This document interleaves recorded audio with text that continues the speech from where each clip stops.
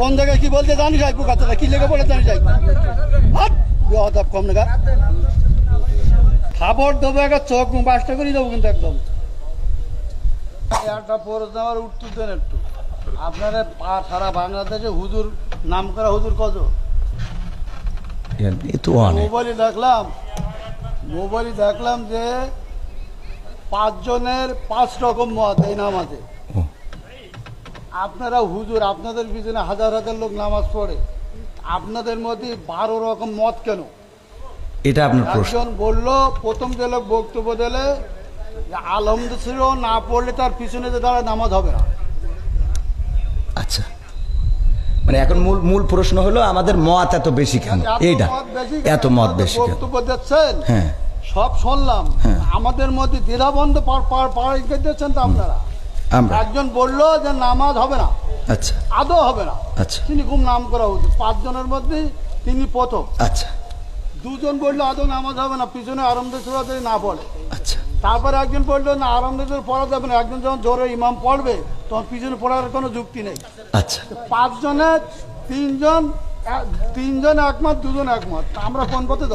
এখানে বিষয়টা হলো ইখতিলাফ আলেমদের না বাবারে। আমার তো তাহলে এবার আমি একটু উত্তর দিই, সেটা হলো আমি তো অত বড় হুজুর এই বিষয়ে বড় হুজুর উত্তর দিক নাকি?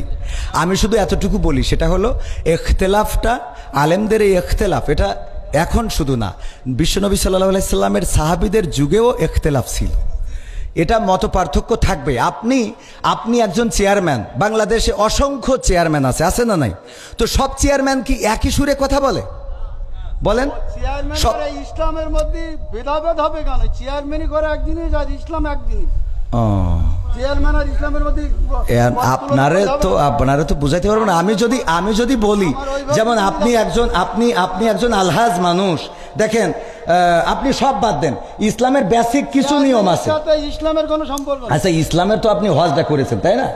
হজ করেছেন না? আমি যে প্রশ্নটা আপনার কলাম এখানে 6 জন লোক আছে, আপনি সঠিকভাবে উত্তর সঠিকটা আপনি তো উত্তরের আগেই তো বকর করতেছেন। আমার উত্তরটা দিতেই দেন, আমার কথা তো বলতে দেবেন। তা বলতে না দিলে আমি কি করে বুঝাবো? কথা বলি দেন, বলো খবরদার ল্যাঙ্গুয়েজ সোজা করেন না, সোজা করে দেবো কিন্তু একদম বলো ল্যাঙ্গুয়েজ সোজা করে বলেন। আমি বলছি আমার কথা তো বলতে দেবেন, ল্যাঙ্গুয়েজ সোজা করে দেবো কিন্তু একদম বিয়াদব লোক কম নাগাদ ভগর করতে আমি খাবার দেবো একটা চোখ বাসটা করে দেবো কিন্তু একদম। আমি প্রশ্ন করলাম যে একজন লোক বলতে আলহামদুলিল্লাহ নামাজ পড় না শুরু না বললে নামাজ হবে না, ফালতু ভাবতেছি। আমি বলছি